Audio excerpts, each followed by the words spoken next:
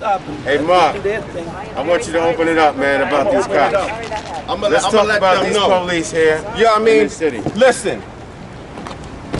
They were close by in their undercover cars, huh? Listen. Live PD, East Providence. Yeah, we're here live in East Providence, the site of the only police department in Rhode Island that was found worthy to be cast on Live PD. Yep.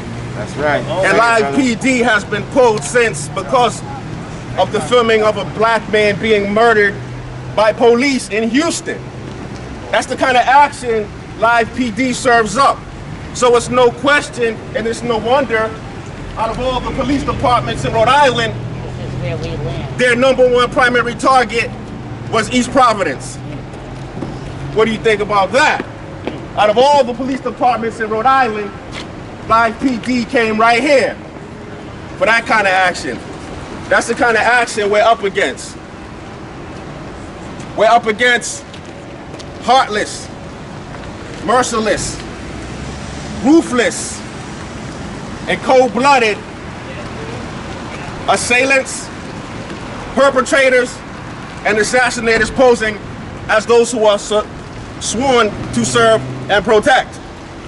Talking about modern-day assassins, baby. That's right. Terrorists. That's right. They killed Manny Mendes. Terror. They profiling us. Domestic terrorism. Live PD, right? This is what they like. This kind of action. But guess what? No more. No more can you hide behind that thin blue line. Because guess what? We coming through with a crowbar and a fucking sledgehammer, excuse my language, to dismantle that whole system. That's right. The whole thing. Real talk. Because it's systemic, it's institutional, and it's deliberate.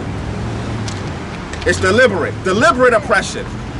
The forms of like we haven't seen since Nazi Germany. Ruthless aggression and oppression. Unfathomable, inhumane treatment. No country in the history of the world has treated their minorities the way America treats theirs. In the history of the world. And this is something that has been going on for far too long and it has been considered acceptable behavior. But we're here to let you know, ever since the death of George Floyd, that business as usual will never be the same.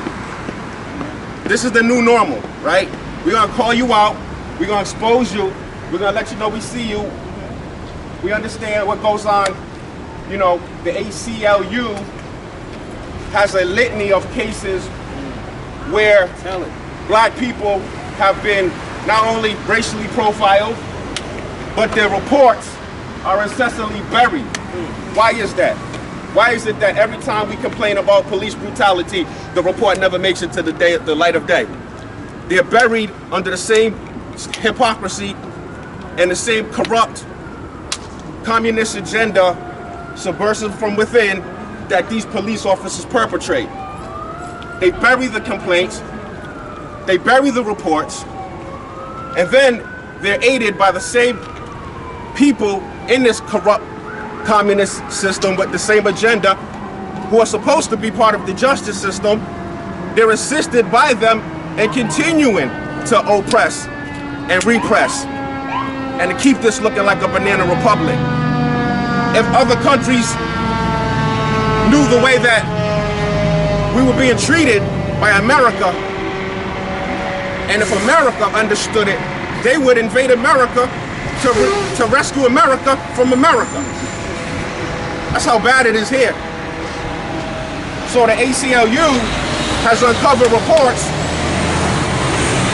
of disproportionate racial profiling, reports being buried by the police department, covered up and swept under the rug. These reports that they cover up, that they bury, we don't have access to. And then we're supposed to rely on the same Justice Department who enhances and embellishes everything, disproportionately serves us injustice on a platter from the moment of arrest and profiling to bad representation to horrendous sentencing.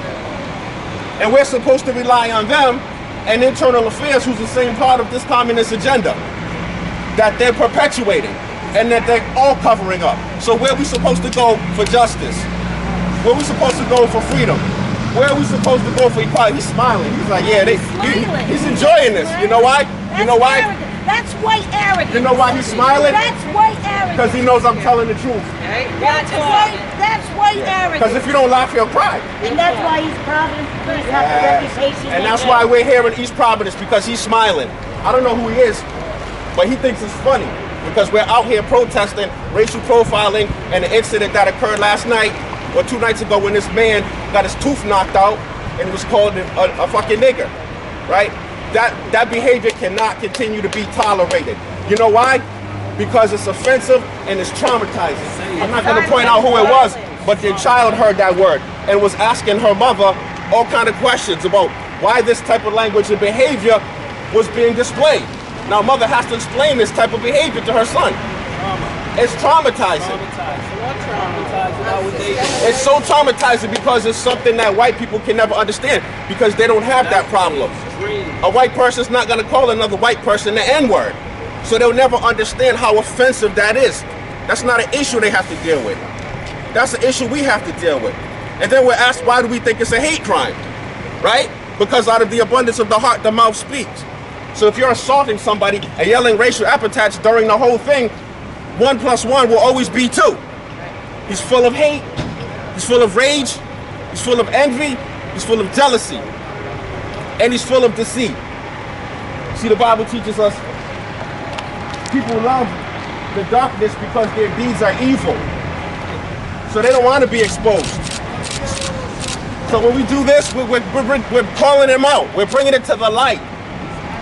The East Providence Police Department is amongst the worst in the whole state. And this is widely known.